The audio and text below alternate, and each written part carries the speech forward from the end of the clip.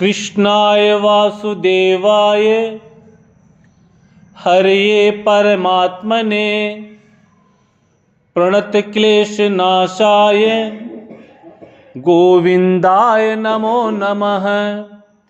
कृष्णाय वासुदेवाय हरये परमात्मने प्रणतक्लेशनाशाय गोविन्दाय नमो नमः।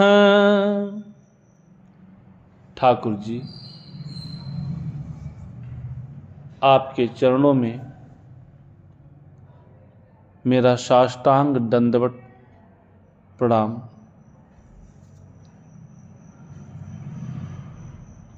अपनी कृपा सभी भक्तों पर बनाए रखें। चराचर समस्त जीवों पर आपकी कृपा बरसती रहे। भागवत महापुराण के कथा प्रसंग में आज की कथा में उत्तम का मारा जाना, ध्रुव का यक्षों के साथ युद्ध, आज की कथा का प्रसंग यही है। ध्यान से सुने। श्री मैत्रेय जी कहते हैं, विदुर जी, ध्रुव ने प्रजापति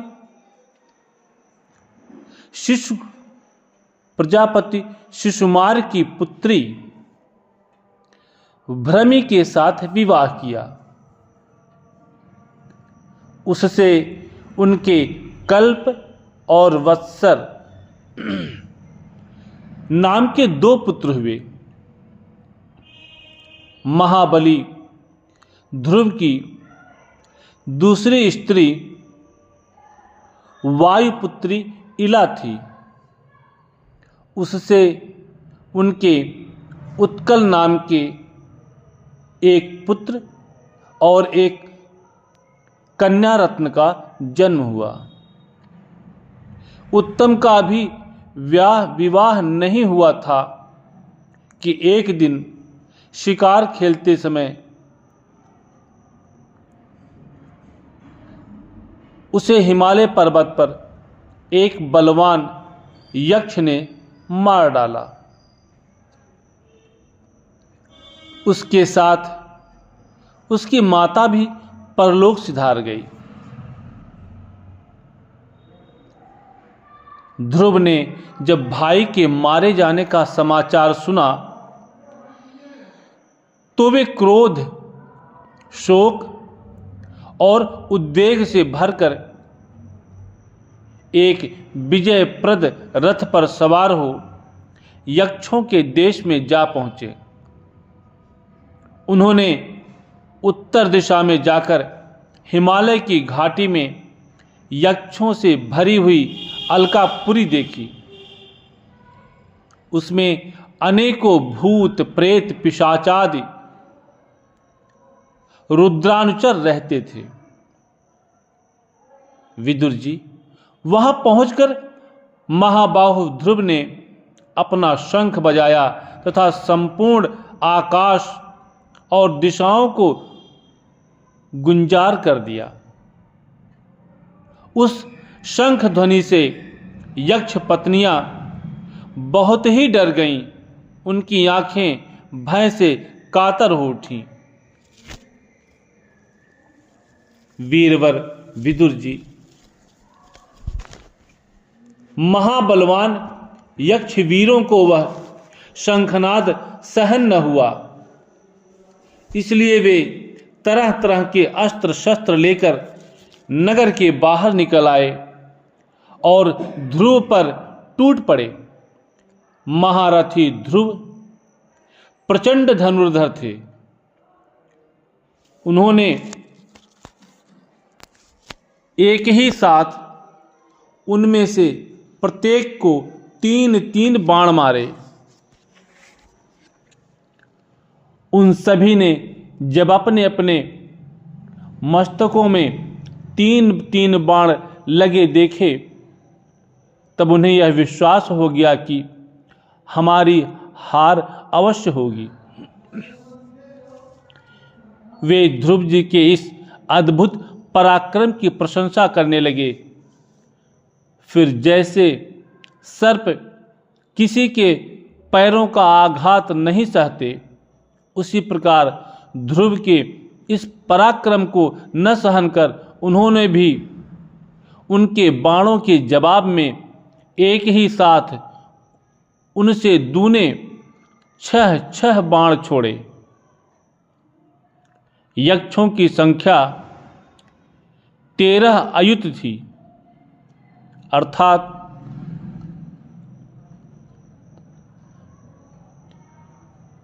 1,30,000।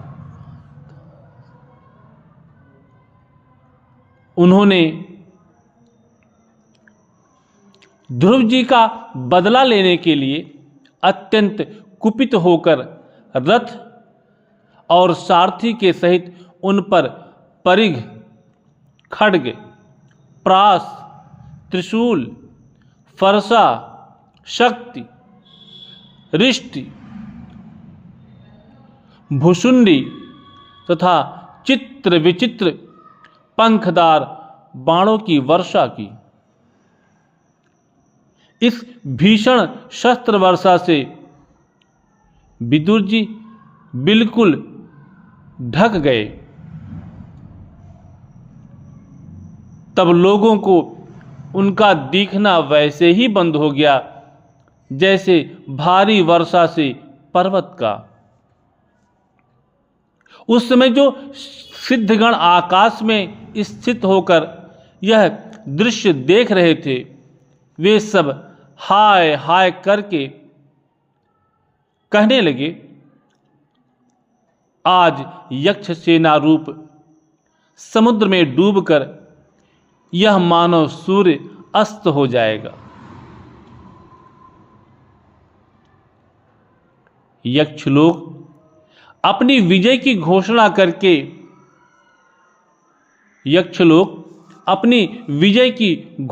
करते हुए युद्ध क्षेत्र में सिंह की तरह गरजने लगे। इसी बीच में ध्रुव जी का रथ एकाएक वैसे ही प्रकट हो गया जैसे कोहरे में से सूर्य भगवान निकल आते हैं।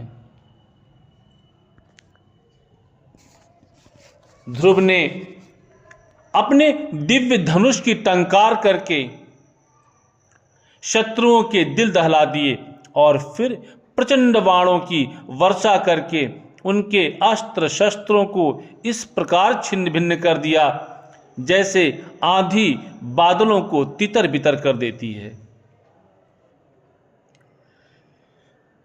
उनके धनुष से टूटे हुए तीखे तीर यक्ष राक्षसों के कवचों को भेद कर इस प्रकार उनके शरीर में घुस गए जैसे इंद्र के छोड़े हुए वज्र पर्वतों में प्रवेश कर गए थे।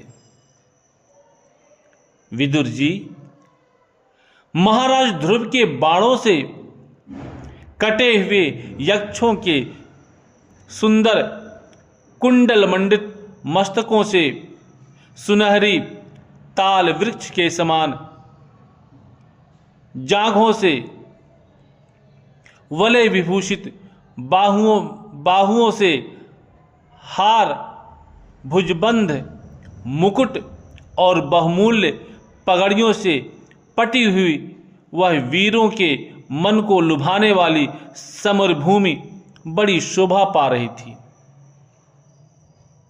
जो यक्ष किसी प्रकार जीवित बचे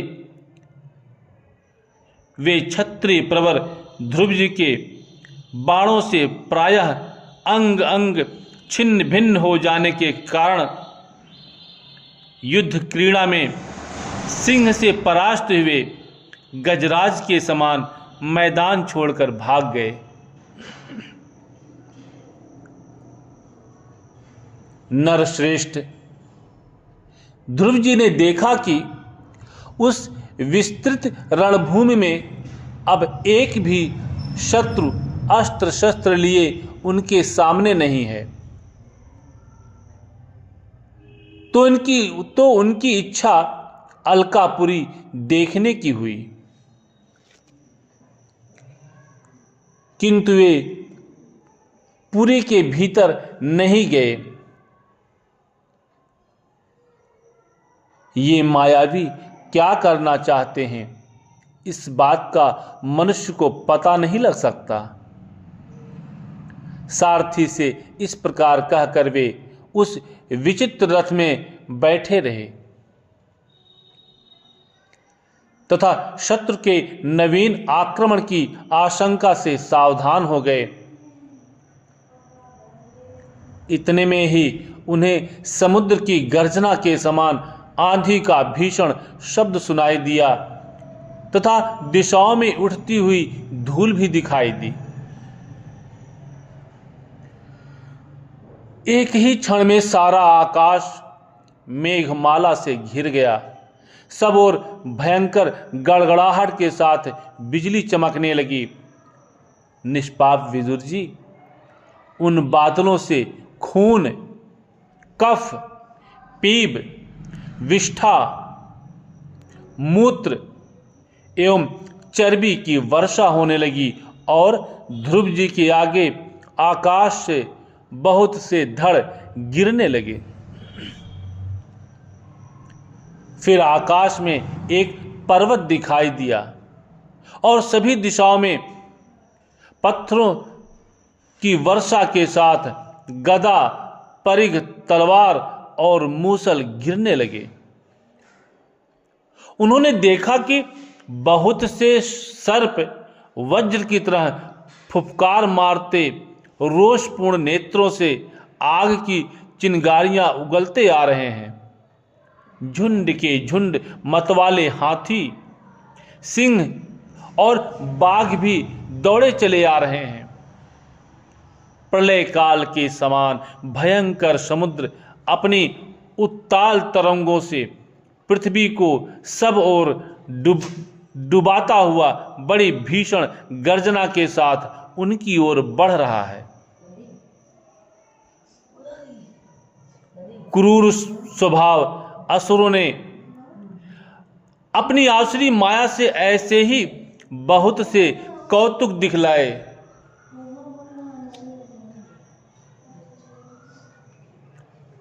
जिनसे कायरों के मन कांप सकते थे।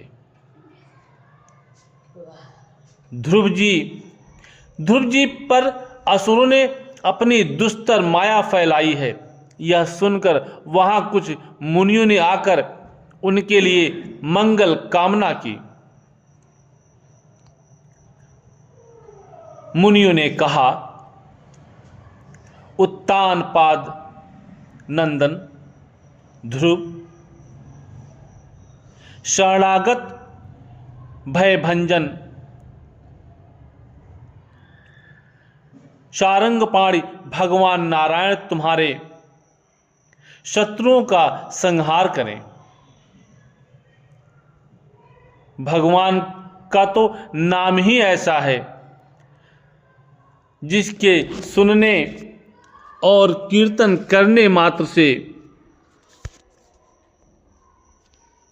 मनुष्य दुस्तर मृत्यु के मुख से अनायास ही बच जाता है।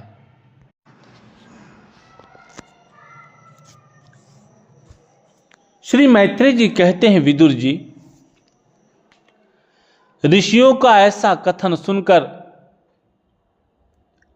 महाराज ध्रुव ने आचमन कर श्री नारायण के बनाए हुए नारायण अस्त्र को अपने धनुष पर चढ़ाया। उस बाण के चढ़ते ही यक्षों द्वारा रची हुई नाना प्रकार की माया उसी क्षण नष्ट हो गई, जिस प्रकार ज्ञान का उदय होने पर अविद्यादि क्लेश नष्ट हो जाते हैं।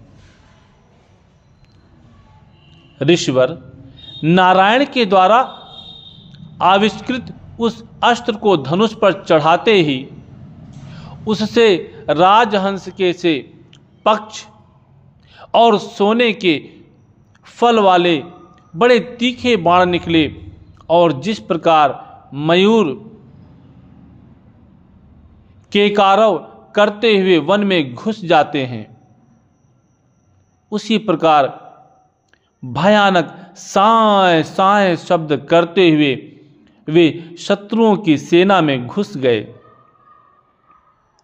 उन तीखी धार वाले बाणों ने शत्रुओं को बेचैन कर दिया। तब उस रणांगण में अनेकों यक्षों ने अत्यंत कुपित होकर अपने अस्त्र शस्त्र संभाले, और जिस प्रकार गरुण के छेड़ने से बड़े बड़े सर्प फन उठाकर उनकी ओर दौड़ते हैं, उसी प्रकार वे इधर उधर से ध्रुव जी पर टूट पड़े।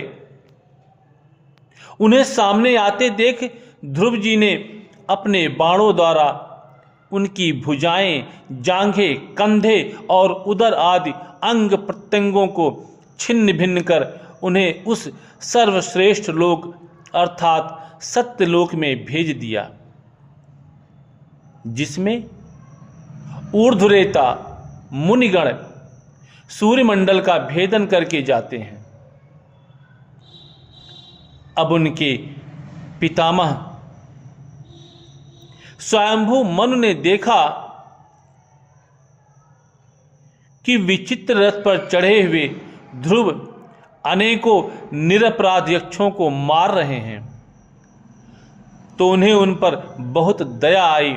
वे बहुत से ऋषियों को साथ लेकर वहां आए और अपने पौत्र ध्रुव को समझाने लगे। मनु जी ने कहा, बेटा बस बस, अधिक क्रोध करना ठीक नहीं है। यह पापी नरक का द्वार है। इसी के वशीभूत होकर तुमने इन निरपराध यक्षों का वध किया है। हे तात, तुम जो निर्दोष यक्षों के संहार पर उतर रहे हो, यह हमारे कुल के योग्य कर्म नहीं है। साधु पुरुष इसकी बड़ी निंदा करते हैं। बेटा, तुम्हारा अपने भाई पर बड़ा अनुराग था, यह तो ठीक है, परंतु देखो, उसके वध से संतप्त होकर तुमने एक यक्ष के अपराध करने पर प्रसंगवश कितनों की हत्या कर डाली। इस जड़ शरीर को ही आत्मा मानकर इसके लिए पशुओं की भांति प्राणियों की हिंसा करना, यह भगवत सेवी साधुओं का मार्ग नहीं है। प्रभु की आराधना करना बड़ा कठिन है, परंतु तुमने तो लड़कपन में ही संपूर्ण भूतों के आश्रय स्थान श्री हरि की सर्वभूतात्म भाव से आराधना करके उनका परम पद प्राप्त कर लिया है। तुम्हें तो प्रभु भी अपना प्रिय भक्त समझते हैं तथा भक्तजन भी तुम्हारा आदर करते हैं। तुम साधुजनों के पथ प्रदर्शक हो, फिर भी तुमने ऐसा निंदनीय कर्म कैसे किया? सर्वात्मा श्रीहरि तो अपने से बड़े पुरुषों के प्रति सहनशीलता, छोटों के प्रति दया, बराबर वालों के साथ मित्रता और समस्त जीवों के साथ समता का बर्ताव करने से ही प्रसन्न होते हैं। और प्रभु के प्रसन्न हो जाने पर पुरुष प्राकृत गुण एवं उनके कार्य रूप लिंग शरीर से छूटकर परमानंद स्वरूप ब्रह्म पद प्राप्त कर लेता है। बेटा ध्रुव देहादि के रूप में परिणित हुए पंचभूतों से स्त्री पुरुष का आविर्भाव होता है और फिर उनके पारस्परिक समागम से दूसरे स्त्री पुरुष उत्पन्न होते हैं। ध्रुव इस प्रकार भगवान की माया से सत्वादि गुणों में न्यूनाधिक भाव होने से ही जैसे भूतों द्वारा शरीरों की रचना होती है, वैसे ही उनकी स्थिति और प्रलय भी होते हैं। हे पुरुष श्रेष्ठ, निर्गुण परमात्मा तो इनमें केवल निमित्त मात्र हैं। उसके आश्रय से यह कारणात्मक जगत उसी प्रकार भ्रमता रहता है जैसे चुंबक के आश्रय से लोहा। काल शक्ति के द्वारा क्रमशः सत्वादि गुणों में क्षोभ होने से लीलामय भगवान की शक्ति भी सृष्टि आदि के रूप में विभक्त हो जाती है। अतः भगवान अकर्ता होकर भी जगत की रचना करते हैं और संहार करने वाले न होकर भी इसका संहार करते हैं। सचमुच उन अनंत प्रभु की लीला सर्वथा अचिंतनीय है। हे ध्रुव, वे काल स्वरूप अव्यय परमात्मा ही स्वयं अंत रहित होकर भी जगत का अंत करने वाले हैं तथा अनादि होकर भी सबके आदि कर्ता हैं। वे ही एक जीव से दूसरे जीव को उत्पन्न कर संसार की सृष्टि करते हैं तथा मृत्यु के द्वारा मारने वालों को भी मरवा कर उसका संहार करते हैं। वे काल भगवान संपूर्ण सृष्टि में समान रूप से अनुप्रविष्ट हैं। उनका ना तो कोई मित्र पक्ष है और ना शत्रु पक्ष। जैसे वायु के चलने पर धूल उसके साथ साथ उड़ती है, उसी प्रकार समस्त जीव अपने अपने कर्मों के अधीन होकर काल की गति का अनुसरण करते हैं, अपने अपने कर्मानुसार सुख दुखादि फल भोगते हैं।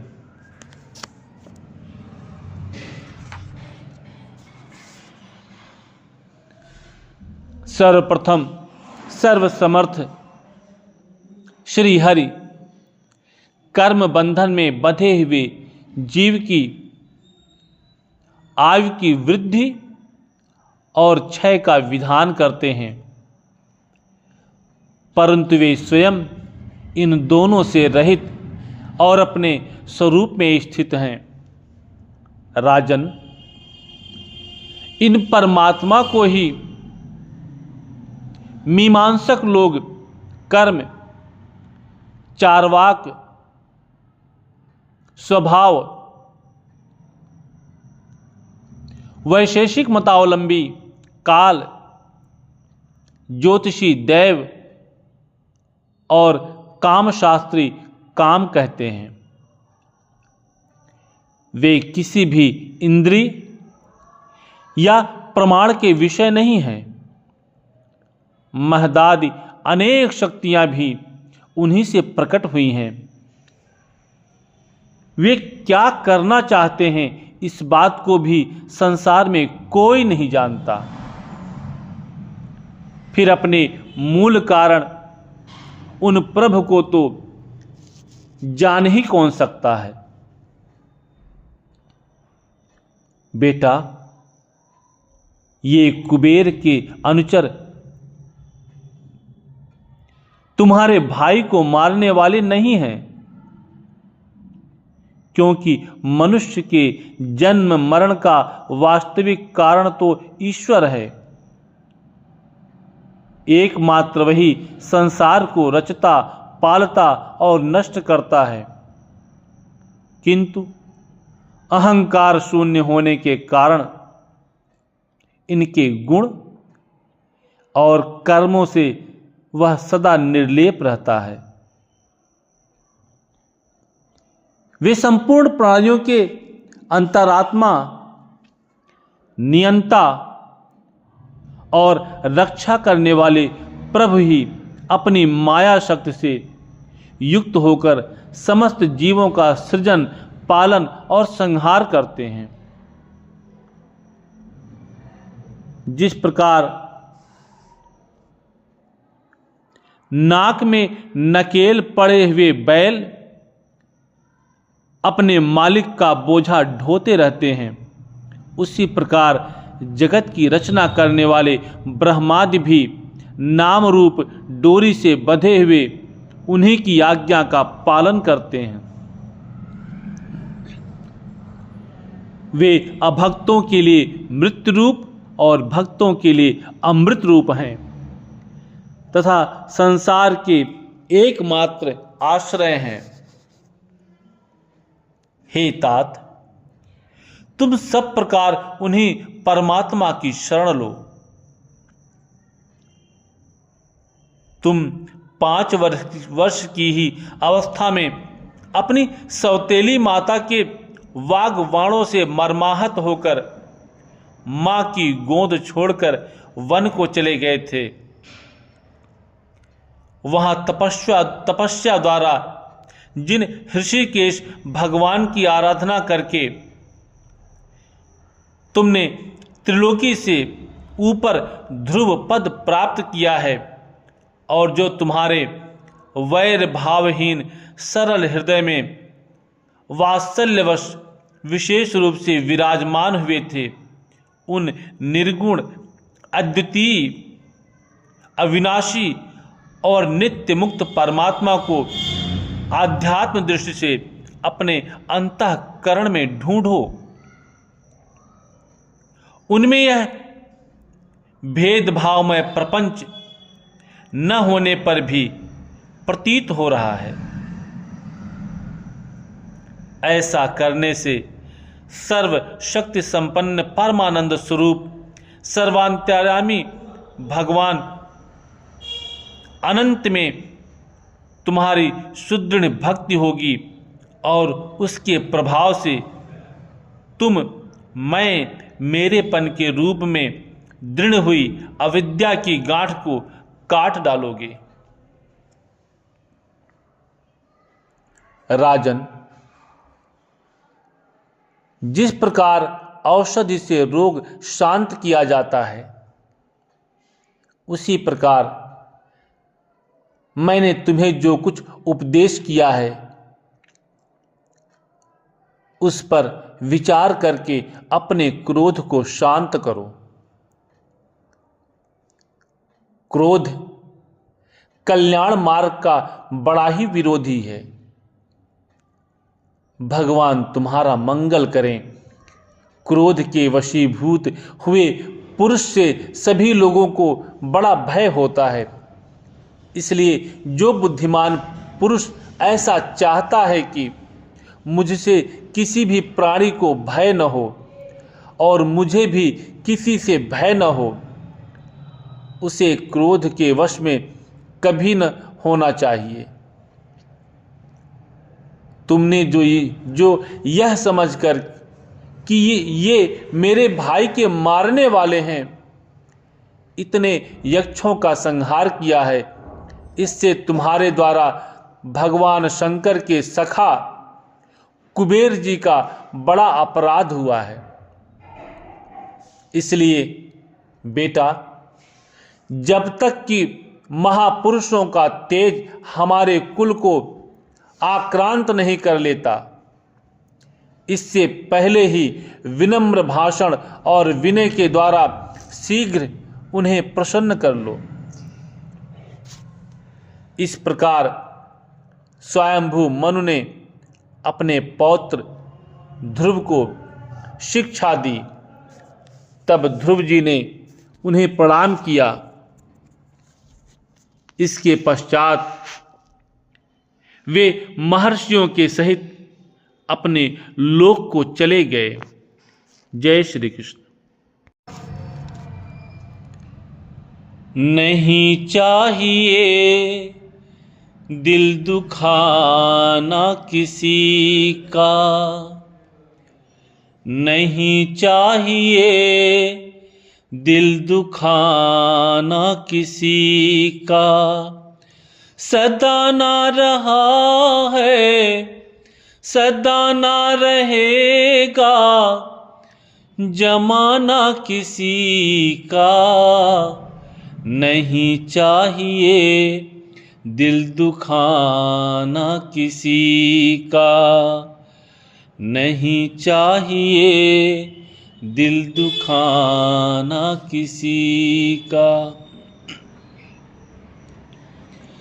आएगा बुलावा तो जाना पड़ेगा, सर तुझको आखिर झुकाना पड़ेगा।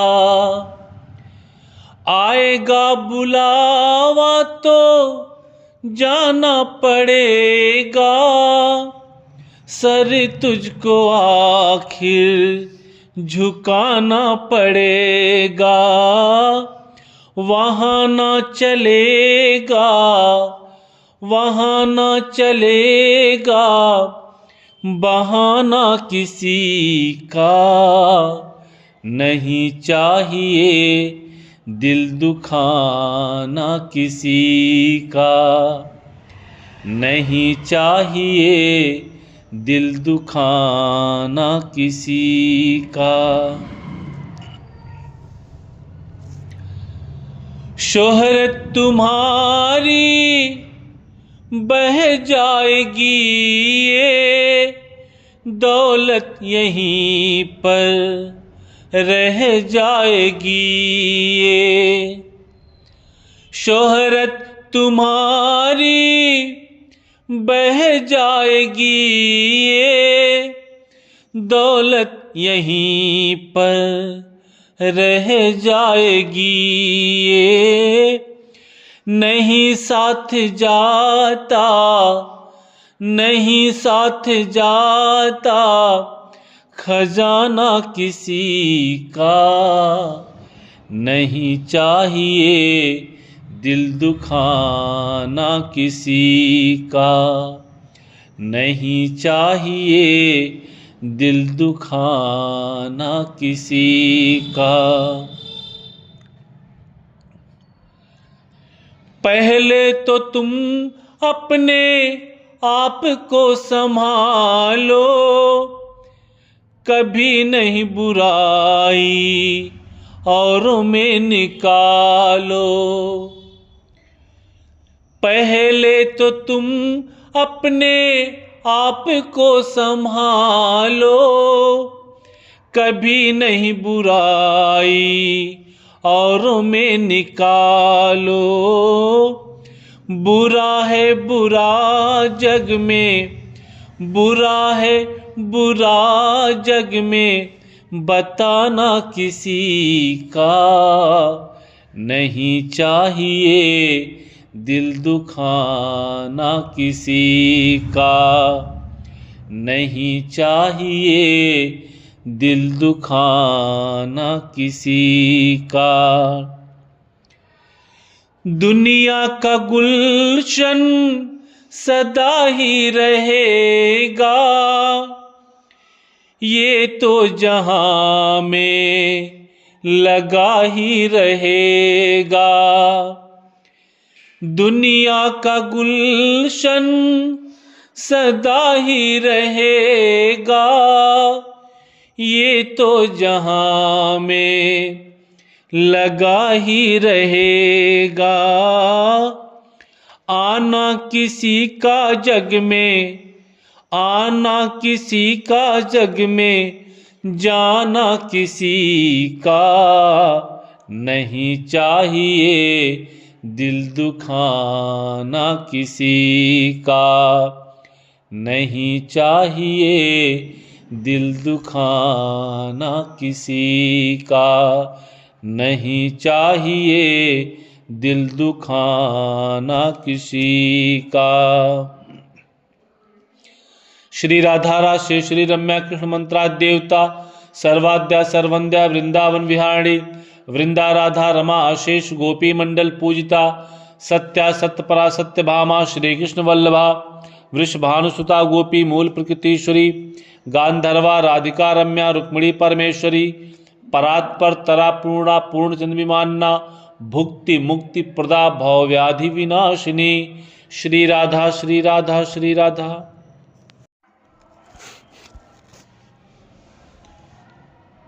लिंगाष्टकम्। ओम सांब सदाशिव सांब सदाशिव सांब सदाशिव। ब्रह्म मुरारी सुरार्चित लिंगम निर्मल भासित शोभित लिंगम जन्मज दुख विनाशक लिंगम तत्प्रणमामि सदा शिवलिंगम तत्प्रणमामि सदा शिवलिंगम।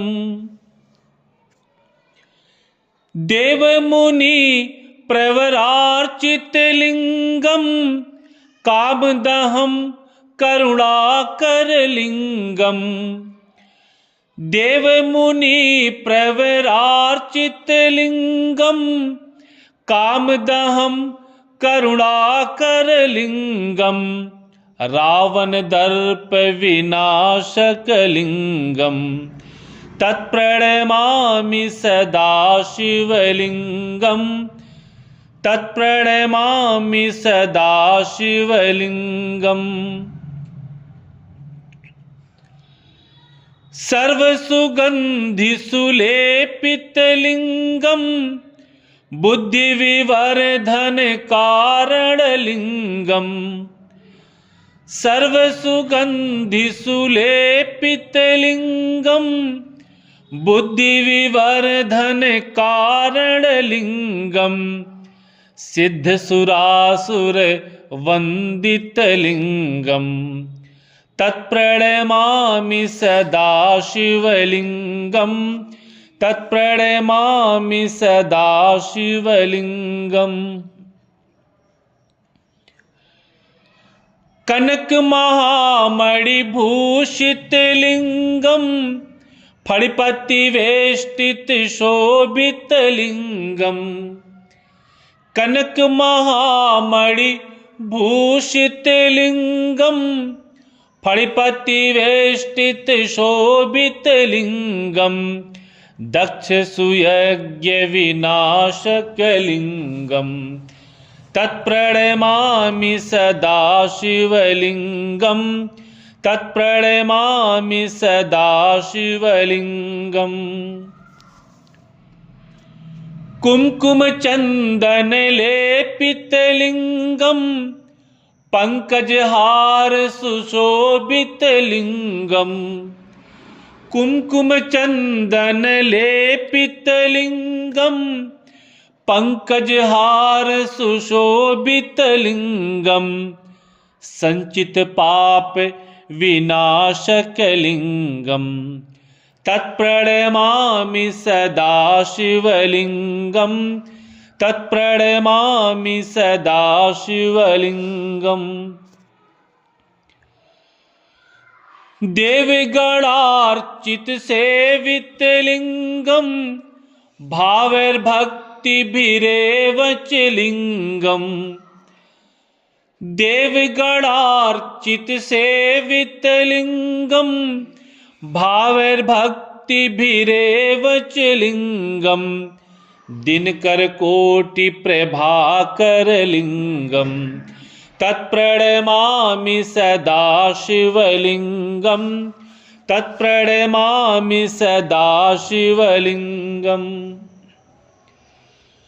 अष्टदलो परिवेष्टित लिंगम सर्वसमुद्भव कारणलिङ्गम् अष्टदलोपरिवेष्टितलिङ्गम् सर्वसमुद्भव कारणलिङ्गम् अष्टदरिद्रविनाशकलिङ्गम् तत्प्रणमामि सदा शिवलिङ्गम् तत्प्रणमामि सदा शिवलिङ्गम् सुरगुरु सुरवर पूजितलिङ्गम् सुरवन पुष्प सदार्चितलिङ्गम् सुरगुरु सुरवर पूजितलिङ्गम् सुरवन पुष्प सदार्चितलिङ्गम् परात्परम् परमात्कमलिङ्गम् तत्प्रणमामि सदा शिवलिङ्गम् तत्प्रणमामि सदा शिवलिङ्गम् तत्प्रणमामि सदा शिवलिङ्गम्।